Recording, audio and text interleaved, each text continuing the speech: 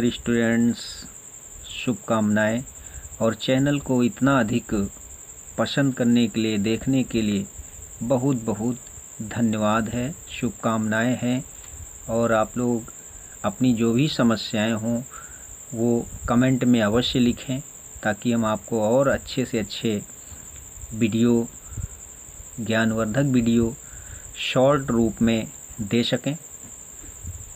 तो आज का टॉपिक है direct and indirect speech, optative sentences. तो सबसे पहले हमको जानना है सेट टू को कैसे बदलते हैं। सेट टू को में होने पर डबल कामा के अंदर का जो भी वाक्य है उसके भाव के अनुसार कुछ ना कुछ तो उसका अर्थ निकाल ही लेंगे। तो वो विश्ड है, कर्स्ड है, प्रेड है आदि में बदल देते हैं। मे गॉड होने पर प्रेड में बदल देते हैं, और गुड नाइट, गुड बाय होने पर बेड में बदलते हैं। गुड मॉर्निंग होने पर विश्ड में बदलते हैं। कंजंक्शन डैट का प्रयोग करते हैं। प्रोनाउन पहले ही वीडियोज़ की तरह सन/123 के रूल का पालन करते हैं। टेंस का परिवर्तन पहले की ही तरह पास्ट रूप में बदल देंगे। किस सेंटेंस को बदल देंगे? जो डबल कामा के अंदर लिखा होगा को, डबल कामा के अंदर के भाग को पहले वीडियोज़ की तरह पास्ट रूप में बदल देंगे। बस इतने से नियम। और आइए हम लोग करते हैं कुछ प्रैक्टिस। पहला सेंटेंस,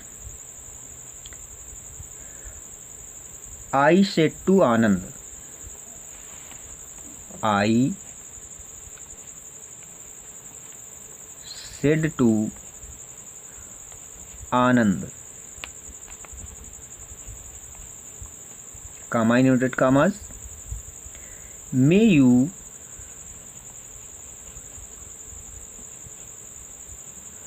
always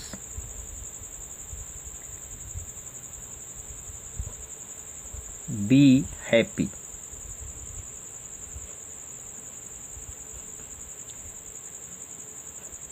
ये इस तरह के चिन्ह से मे या मे गॉड से प्रारंभ होते हैं, और इनको के सेंटेंस, डबल कामा के सेंटेंस के अंदर इस तरह का चिन्ह लगा होता है, जिससे हम पहचान लेते हैं कि ये हमारा ऑप्टेटिव सेंटेंस है। अब यहाँ सेड टू को कैसे बदलें? May you always be happy. आप सदैव प्रसन्न रहें। तो ये तो किसी की इच्छा लग रही है। इच्छा को हम लोग विश कहते हैं, तो सेड टू को हम विश्ड में बदल दें। आई विश्ड आनंद।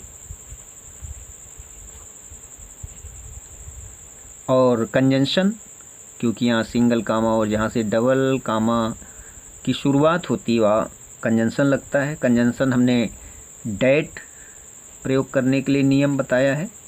यू, क्योंकि जो सेंटेंस होता है वो एडजेक्टिव बनाया जाता है। सदैव ध्यान रखो, किसी भी तरह का optative, exclamatory, imperative, interrogative, adjective किसी भी प्रकार का हो तो डैट के बाद का हिस्सा हमेशा एडजेक्टिव रखा जाता है। यू सेकंड पर्सन होता है, और सेकंड पर्सन सन/123 नियम से ऑब्जेक्ट के अनुसार। तो ऑब्जेक्ट यहाँ पर क्या है, यानी यू किसके लिए आया हुआ है? आनंद के लिए। तो यहाँ पर हम ही लिख दें। थर्ड पर्सन आनंद है, दो बार आनंद आनंद लिखना अच्छा नहीं है, तो ही। और किसके लिए आया हुआ है? ये ही आनंद के लिए। ही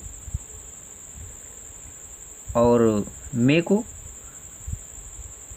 पास्ट रूप में बदल दें। ही माइट, मे का पास्ट रूप माइट, और शेष ऑलवेज बी हैप्पी। ये बन गया। और देखते हैं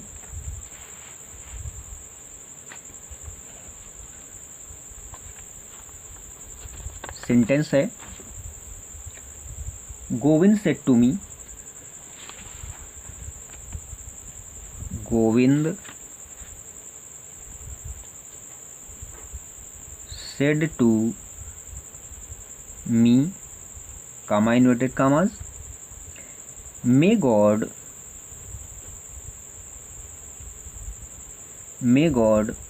bless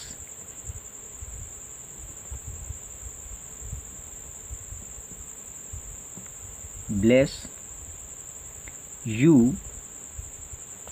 with a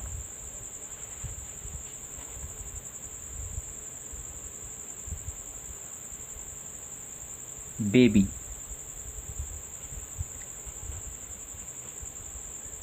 baby mean बच्चा, newly born.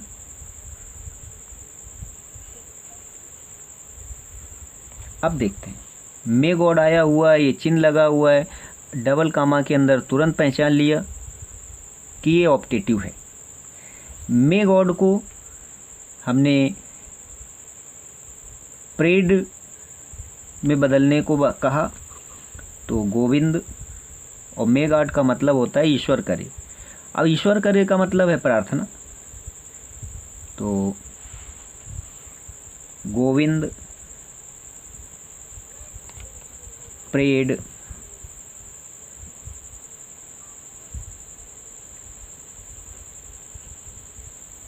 Me, conjunction date,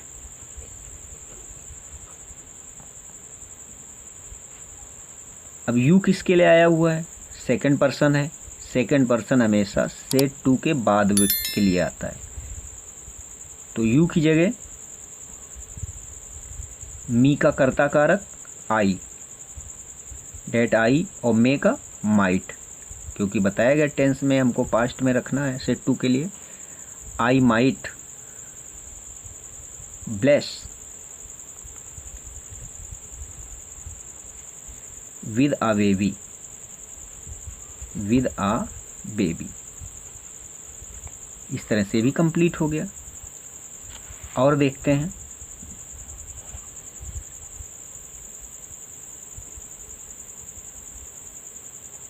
he said to her, he said to her, comma inverted commas,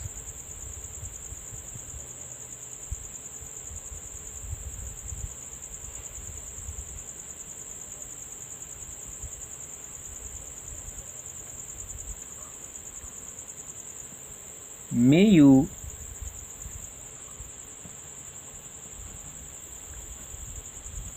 have a happy journey।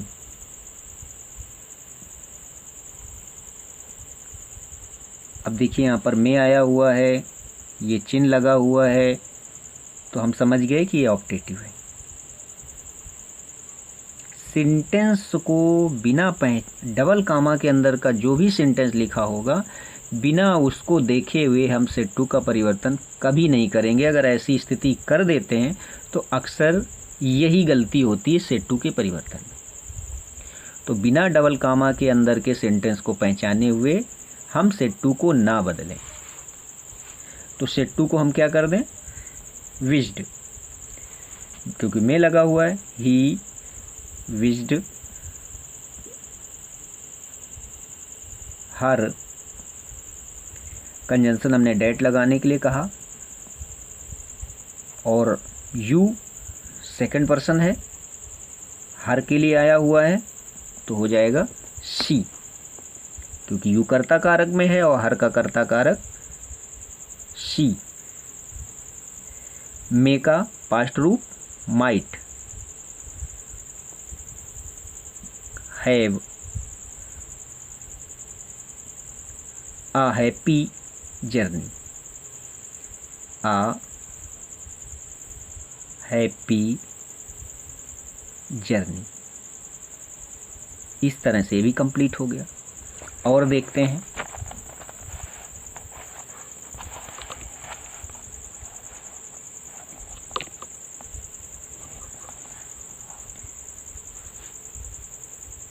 The son said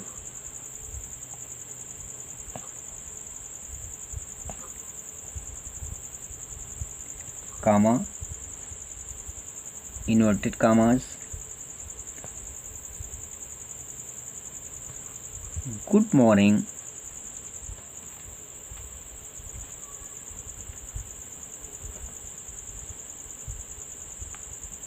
मम्मा।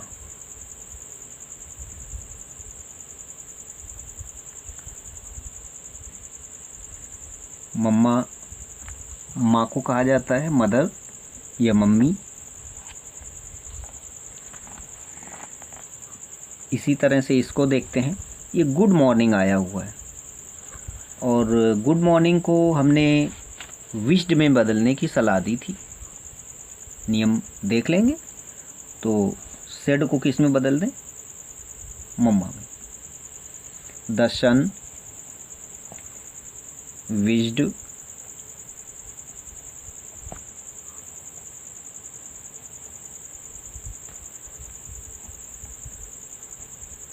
अब इसको हम यहाँ ले आएंगे, विश्ड गुड मॉर्निंग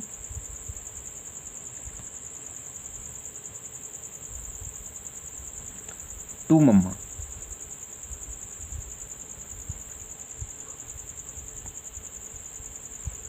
या the son wished मम्मा good morning, दोनों सही होंगे। और देखते हैं, और हमने कुछ नियम बताए थे कि बेड भी लिख सकते हैं हम लोग। तो ही सेड गुड बाय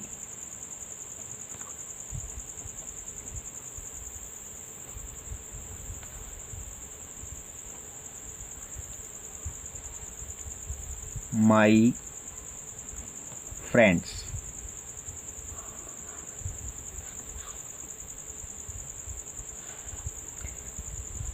अब इसको भी पहचान लेते हैं। ही सेड और गुड बाय की जगह बेड करेंगे। ही सेड की जगह हो गया बेड।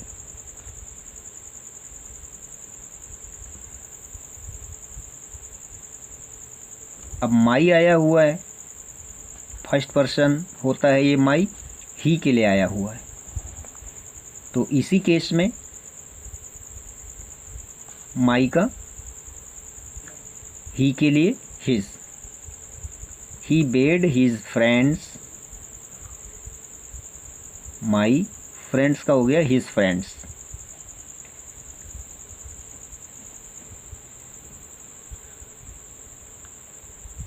अब गुड बाय, गुड बाय पहले की तरह अगर ये हम लिखते, गुड बाय पहले ले आते तो टू हिज फ्रेंड्स बाद में चला जाता। तो दोनों नियम समझ लीजिएगा कि अगर ये जिसको भी कहा गया है सेट टू के बाद वाले हिस्से के लिए, तो उसको हम दो तरह से चेंज कर सकते हैं। बेड या विश्ड के बाद अगर हम कहे हुए शब्दों को, जैसे गुड मॉर्निंग है, गुड बाय है, इनको तुरंत रख दें तो हमें टू लगाना पड़ता है। जैसे इसमें गुड मॉर्निंग को हमने तुरंत रख दिया, टू लगाना पड़ा। इसमें हमने क्या किया, फ्रेंड्स वाला जो हिस्सा है माई फ्रेंड्स, बेड के बाद रख दिया तो हमें टू नहीं लगाना पड़ा।